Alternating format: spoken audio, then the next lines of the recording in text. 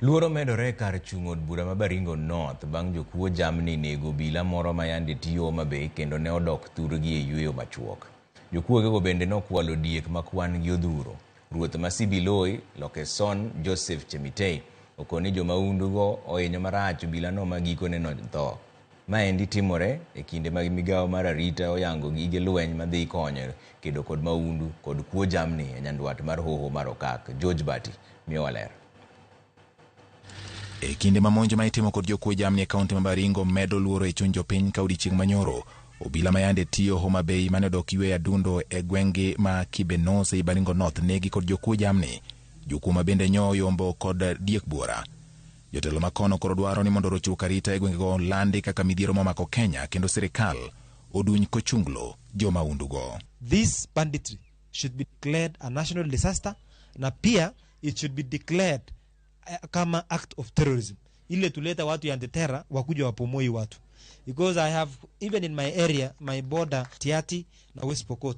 Hiyo border yangu tukihesabu wezi ni watu wachache. Numbers ya bunduki Kerio Valley inashinda watu. Kule bunge tumeweka budget ya kudili na mambo ya insecurity, counter terrorism, banditry na nini, ndio serikali iweze kupata na uwezo ya kudili na wakora. Gavana ma Baringo Benjamin Cheboy kata kamano jiwa mondo chiw sir motegno ne weche mag somo ka okoni arita mar nyandwat mar hoho mar okak nyalo mana bedo makare ka nyithindo somo. One of the causes of insecurity is the high level of illiteracy among some of our communities who don't know alternative sources of raising funds other than stealing somebody's cow.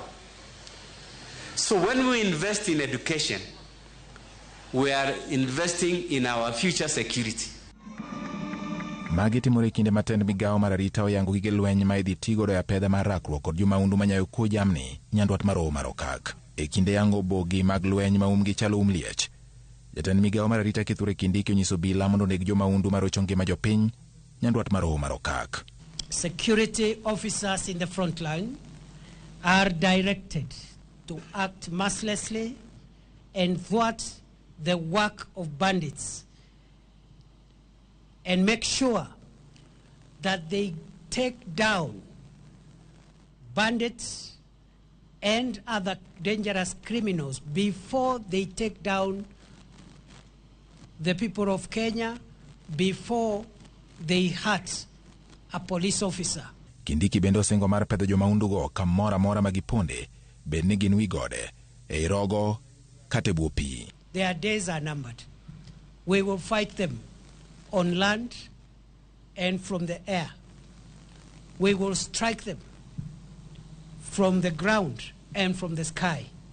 We will pursue them in the deserts of Kenya, on sand, in the forest, valleys, gorges, caves.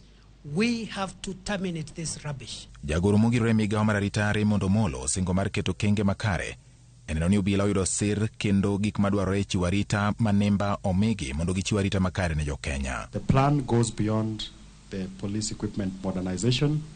There is the entire reforms that we will be undertaking. I want to give you my assurance that we will do it with the utmost dedication and because we care about the officers who sacrifice so much for the safety of this country. Kaka yor tieko tim mar jomaundu manyayo kuo jamni chwero remb jopiny aoyaye, sirikal medo keto kenge mag thiro monj kokalo e jiwo gige lweny ne apisa mag arita kendo singo ne jopiny ni maino maduong' magiketo en neno ni arita obedo makare e piny Kenya mangima. George Bati, Ramogi TV.